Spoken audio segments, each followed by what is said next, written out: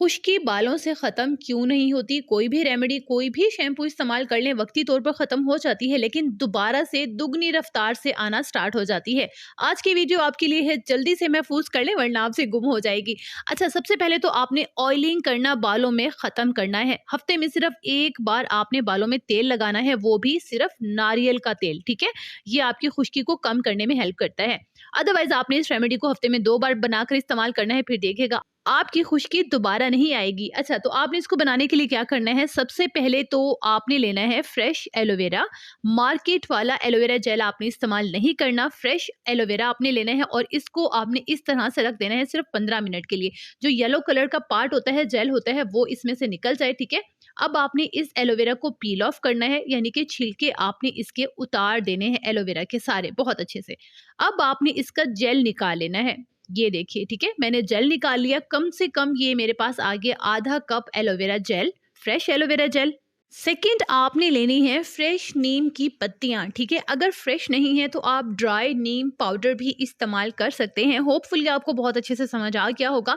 ये मेरे पास फ्रेश नीम की पत्तियां हैं, जिसको मैं अच्छे से वॉश कर लूंगी ताकि इसके ऊपर से मिट्टी वगैरह रिमूव हो जाए, ठीक है?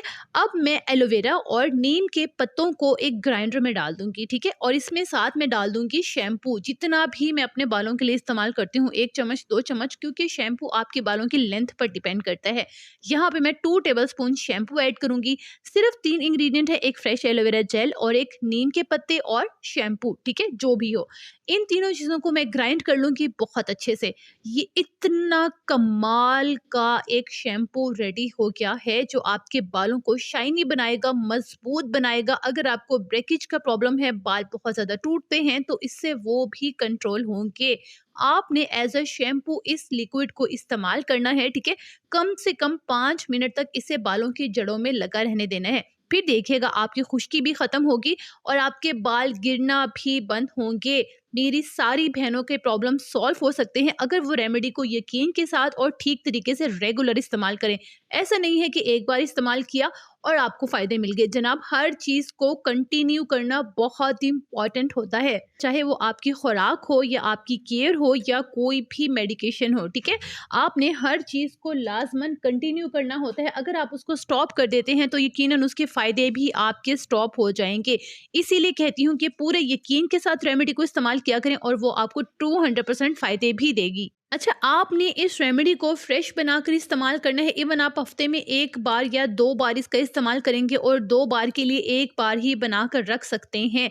यानी कि आप इसे लंबे टाइम के लिए स्टोर नहीं करेंगे, लेकिन 1 हफ्ते के लिए आप इसे बनाकर रख सकते हैं।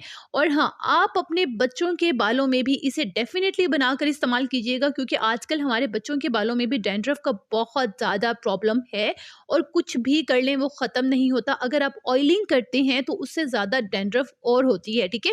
क्योंकि ऑयल डैंड्रफ की खुराक होती है। ये बात अपने ज़हन में बिठा लें कि ऑयलिंग से कभी भी डैंड्रफ आपकी ख़त्म नहीं होगी। खुश रहिएगा, आबाद रहिएगा, अपना ढेर सारा ख़्याल रखिएगा और अपने इस चैनल का भी।